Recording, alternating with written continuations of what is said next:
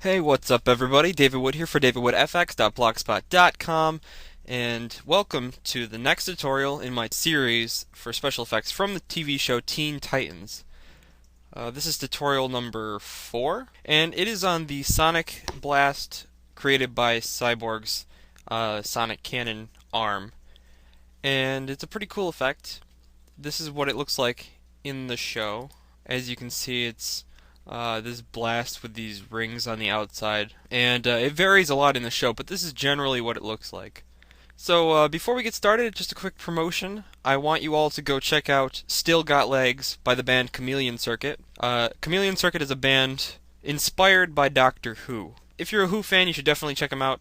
But even if you're not a Who fan, you should check it out anyway, because you really don't have to know anything about the show to enjoy the music. So let's get into the tutorial. I'm going to open up this image here of this cannon, and the first thing that we'll do is we'll create a new layer, make it transparent, and then we will take the free select tool and we'll go in here and we'll click inside the cannon just like that and get a rough shape of like where the edges should be. And we can go through and clean this up, so we want the edges to be just a little bit beyond the edge of the cannon, just like that. And then we can have it shoot out here in this direction, and we'll just go ahead and pull that off screen. Probably like this. It might get a little too wide up at the top there. And we can zoom back in and look at the rest. I think that looks pretty good. I'm going to select that. Now what we need to do is we need to select white as our foreground color, and we'll fill that selection in with white, and select none. We go and give it a small blur, like 2. And we are going to take this layer and duplicate it twice, and we'll shut the top one off and the middle one, and we'll just select the bottom one, and we'll go to Colors, Colorize, take the lightness and lower that down to -50. Take the saturation and bring that all the way up, and you can see that makes it a lot brighter. And then we'll take the hue slider and we'll just pick a dark blue. So something probably like this, putting it at 225 looks good. You can darken it up further. I think that's pretty good.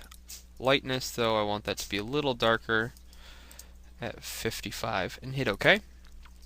And then we'll go to the second layer and we'll apply the same effect. Colorize, saturation at 100, lightness, we're going to lower that to 50, and then we can just play around with the hue just a little bit. Probably 195 will work best. Again, you can play around with it until you are satisfied. But I think 195, 100, -50 works best. And if you turn on all those layers, you don't see anything happening. So what we'll do is we'll blur these layers. So the bottom one with that dark blue, filters, Gaussian blur, and we'll give this a blur of, let's try 30. We'll give the second one the Gaussian blur of 15. And then we'll just turn on the top one. And there you can see we have the base effect, which is very similar to a lightsaber. You can add more of these layers and give them higher blurs. So I duplicated the bottom one, and I think I'll blur this one by 60, just to get the color out there around the edges more. That looks pretty good. And then we've got the white on top, and the white is pretty good. We can either change the color. In the original example, it goes from a white to a very light blue. We can do that if we want, or we can give it a solid color, which is also something that you see in the show. So saturation at 100%, we'll use colorize again, and just lower the lightness. And if you put that at like 30, that gives it a kind of a solid greenish blue color that really looks kind of powerful, I think. or you can try other things. This is a great way to make like a laser as well. Probably gonna leave this at 180, 100, and -20. And that is the base effect. We can take the second dark blue layer and we'll just use the saturation. We'll just lighten that up a little bit because we don't want it to be too dark. We want it to gradually go from a darker to a lighter color. So that works much better.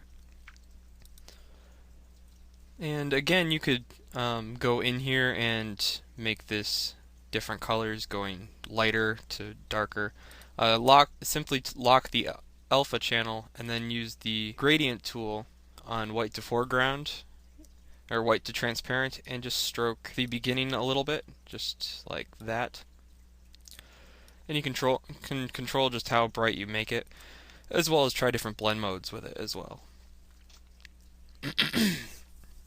I think that looks pretty good. Now this is a good base effect all on its own, and it looks pretty sharp, but we need to add some additional effects. Preferably we need to add these rings around the outside that really make it look like there's this pulsating energy flying from it. And so to do that, we will create a circle. So we can turn these layers off for now, and we'll select the paths tool, and we'll go in here to the mouth of the barrel, and we'll use the paths tool and make a circle. And if you click a point and drag like this, you get these little anchor points to give you curved edges. So just play around with that. It doesn't have to be a perfect circle. You want it to be close, but it doesn't have to be exact. So once you get almost all the way around, to connect the final point back with the first one, hold down the control key and you'll have a little linking sign, and then you can click and those will be together. And then just touch this up so it looks more rounded. In case you click away from the path and it disappears, just go under the Paths tab. You can find that under Windows Dockable Dialogues, Paths, and it will be there again, and then just double click it and you can go back into the editing mode. Once we click on the eye to make sure that the path is visible, we'll select the Scale tool, and under the different transform settings you can transform either layers, a selection, or a path. And we want to click on the path and then click on the path itself. Now Gimp does this a little weird. Instead of only having a little box around the path, it actually goes by the image borders. So hopefully with 2.8 they'll fix this. But for now you just want to make sure that the chain is linked, and then you can scale it up. And you're going to scale this up quite a bit. But make it a pretty good size. This looks good. And create a new transparent layer, and we want to go to Edit, Stroke, Path. And the stroke line, we can change this up. We'll probably do a 4 pixel line width. Under the line style, choose the meter length at 0, and the cap style round, and the join style round, and hit OK. And that gave it a perfect stroke, which actually that's a lot thinner than I thought it would be. So we might bump this up to maybe 10. That's better. And again, it's about customizing it so you can play around with different sizes and stuff.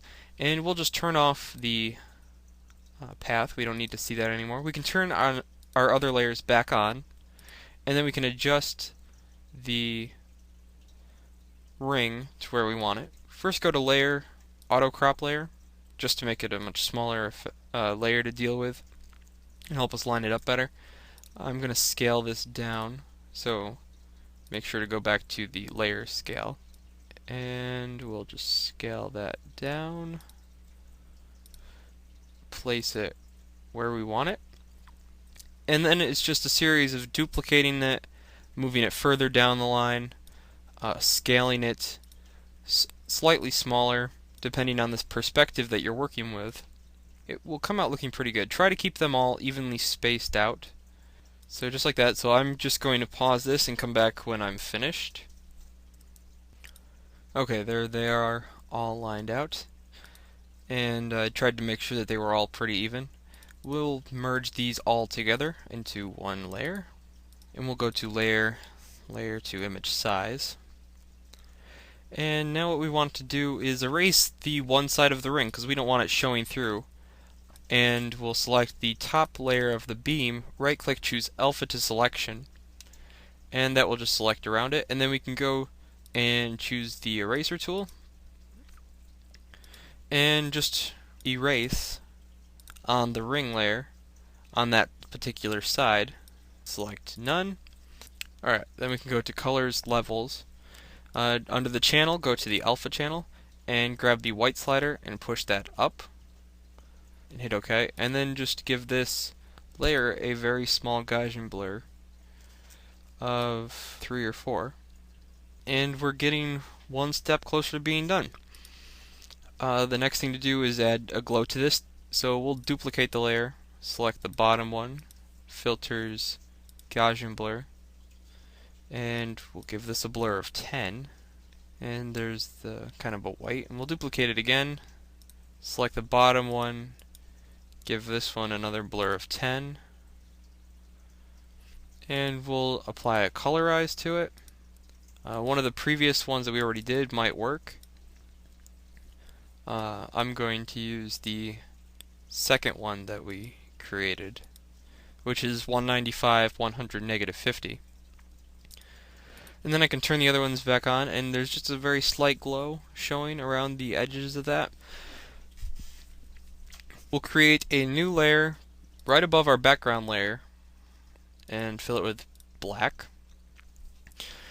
And then we can either merge these layers together, or if you want to keep them separate so that you can play with them later, simply do new from visible, or layer new from visible, and move that down to the bottom, like right above our black effect. We'll turn off all the top layers and just show our main beam layer now that it's on its own. Duplicate that layer, give it a Gaussian blur of something like that, and colorize it, and set the blend mode on screen. Something kind of like that. Merge those together, and then just set the blend mode on screen, or you can set it on add. Once you have the main beam, you can give it a cool effect at the front, like a starburst effect. That will look pretty cool. So you'd want to go to Filters, Light and Shadow, Supernova, and place it near the front. There we go. Apply that effect to the main layer, undo it, and then just add it to a black layer. Just hit repeat, Supernova, and it will do it on its own separate layer, just like that. And then you can set the blend mode of that and add it to the main effect. So just like that, that looks pretty cool. I made it a little big. That's okay though. And then you can just play with adjusting it until you like it. Play with the blend modes again. Two final tips.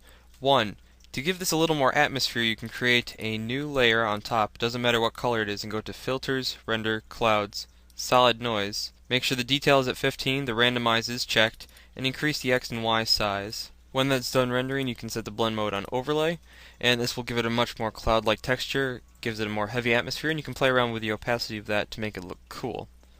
Second tip is, if your character is on a white background, then setting the blend mode on screen or add for the effect won't make it show up. Instead, you'll have to remove the black background by going to Colors, Color to Alpha, choosing black, hitting OK, and then playing with the brightness, levels, and curves in order to make the colors look more natural against the white background. So that's it for this tutorial. My name is David, DavidWoodFX, and I will see you guys next time.